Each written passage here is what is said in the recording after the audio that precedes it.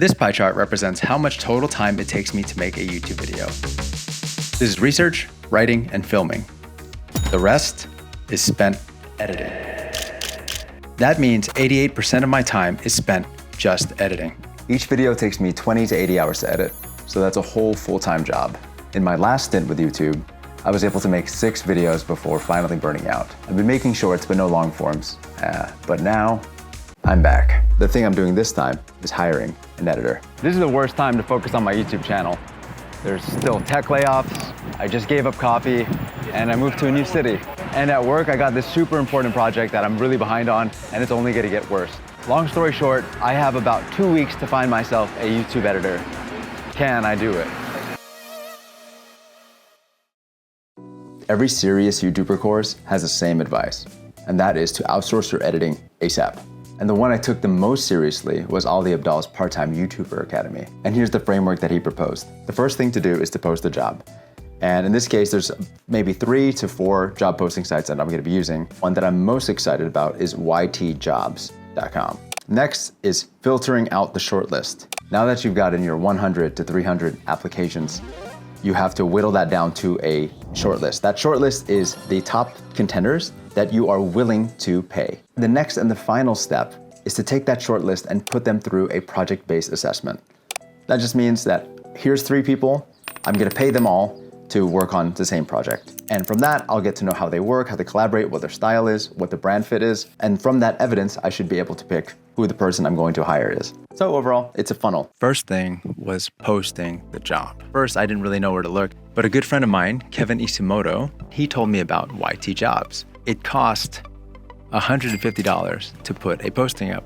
So it's a bit of a gamble because I don't really know what type of clientele I'm gonna get. Why would I do that? But YT Jobs offers a really, really, really great killer feature. On YT Jobs, creators verify the editors. Another cool thing that they have on YT Jobs is reviews. So you can click through and you can see how it was working with them.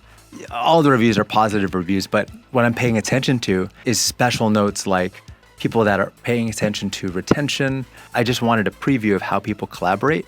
And yeah, the reviews provide that. This is the final stage of it. We have to give them an assignment so we can see how it is to work for them. For each of the shortlisted editors, we have a challenge. And it's paid, of course, because they're putting in their time to create this video. And this is the video that they'll be editing. It's a very meta thing. I need an editor, and so I'm going to be documenting that journey. This is the journey.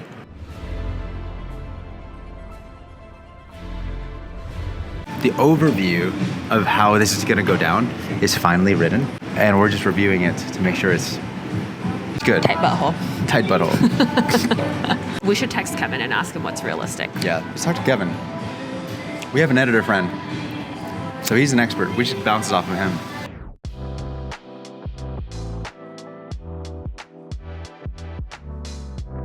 Yo! How are you? What's up, man? It's gonna be a challenge. First, we're gonna have a 15-minute call, and I'm gonna send them the drive files. Okay. Then they're gonna have 3 days to do the first cut. Over the next day, I'm gonna give revisions and feedback. And then I'm gonna give them 2 more days to finish the cut. Maybe a 4 to 5 minute video. What do you think? So you're basically paying them for 5 days of work, essentially? It's in a way simulating what it would be like, but in a smaller scale. Usually my videos will probably be 6 to 8 minutes. I think that's reasonable. Yo, look at all the people that have applied. 272, and that's YT Jobs alone. So now we have to take the pool of people that have applied and reduce them down to the top 3. The goal is to narrow it down to 3 people, but there's always the chance that one of them might fall off. So I have 2 ratings. There's like one that's like solid green, and it's like, okay, I'm gonna call you, you are on the short list. And then there are kind of runner-ups. But I think those runner-ups are gonna come in handy a little bit later. And after talking with them, I find out that there's not a good match because maybe it's price, maybe it's timeline. So that's why we're making sure to keep even the runner-ups available. If I have to watch another overly produced talking head where it's like a red light in the background with a blue light in the background and they're right in the fucking middle. I'm so over this. Oh my God. I don't know how I would do it differently. So I'm like really excited for you for this journey. We're definitely going for the raw, authentic approach. I think there's a balance between going low budge and moving the story forward and keeping retention high.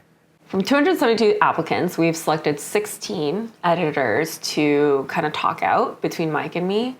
Just because Mike and I have different editing styles, and also he notices things that I don't. So filtering the shortlist took a while. On YT Jobs alone, we got 346 applications. So if I have to give you like one killer tip, it would be have really strict filtering criteria. If it's not a fuck yes, it's probably a no. And maybe one more pro tip, have a spreadsheet. So we use the spreadsheet to keep track of our favorites and putting notes of why they're our favorites. And that helps because you end up going back and rewatching videos you've already seen because you forgot.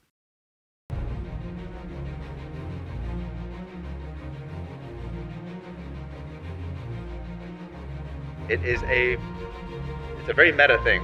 I need an editor, and so I'm going to be documenting that journey. This is the journey of finding an editor for the future of this YouTube channel. So we got our 3 finalists. We have Varun, Yamika, and Karan. Congratulations, you made it. Okay, now it's time to see what these editors can come up with.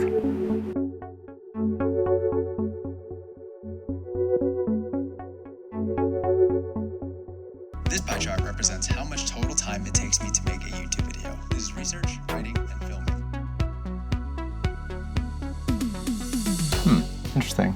So the first opinion I have is one, it's like, this is cut way smoother than, that's a real positive. So these are really cool. This type of titles, it's just kind of difficult to read it, but maybe it's more of a vibe thing. That was dope. It's great to see it and think. I can see that we had to make a lot of cuts, and we're probably gonna have to make even more cuts just because I think there's a lot of rambling by this guy.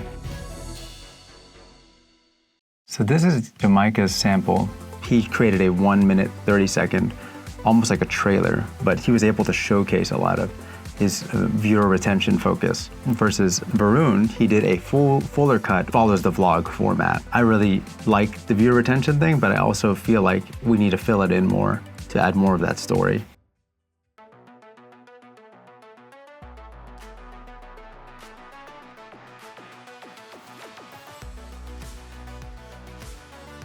Well, first of all, I think it's probably the strongest intro.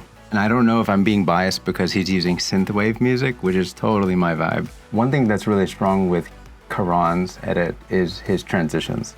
The transitions are definitely more my vibe. There's a little bit of breathing room, which I do appreciate. Sometimes I wish I could share the editor's edits with each other because it'll give inspiration of things that are working for me and things that are not working for me.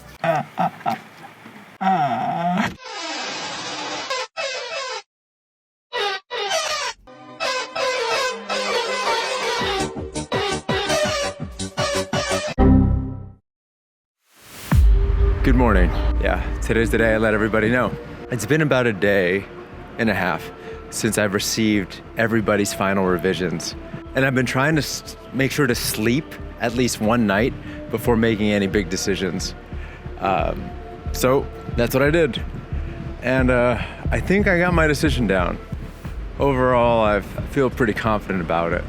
Right, after having the initial interviews with the 3 finalists, like, one of them stuck out, personality-wise. He's edited for a few YouTubers that I recognize, and also I just like his collaboration style. He had a lot of confidence coming in. So the decision's been made, and I've scheduled a call with each one of the editors to give them the news. I have to deliver bad news to 2 people and deliver great news to 1 person. After taking 24 plus hours to really just sit with it and meditate with my decision, I haven't really changed where I was at.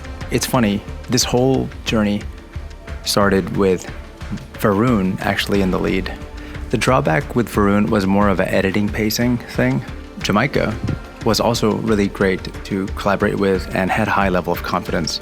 Jamaica also had a special advantage where it wasn't just him, he was also working with 2 other people. He was paying attention to retention. He relied on that more than helping mesh it with my brand. One thing that lacked was a bit of my personality. And so Karan, the dark horse, came through. Karan, I was actually pretty low on in the beginning. Karan's editing instincts are just fire. They blend so well with my brand. And he has like moments of humor and a cinematic kind of flavor to it. So I feel like it adds so much to the mix that it's very hard to deny him this job. So I'm choosing to go with you. Oh, Dude. That's good. That's good. Make sure to subscribe to the channel so you can see how Karan and I end up working out. And give a like just to let him know that this edit is pretty boss. If you want to see what my older videos look like before hiring an editor, you can click on this one right here. Go ahead, click it. Right, fucking.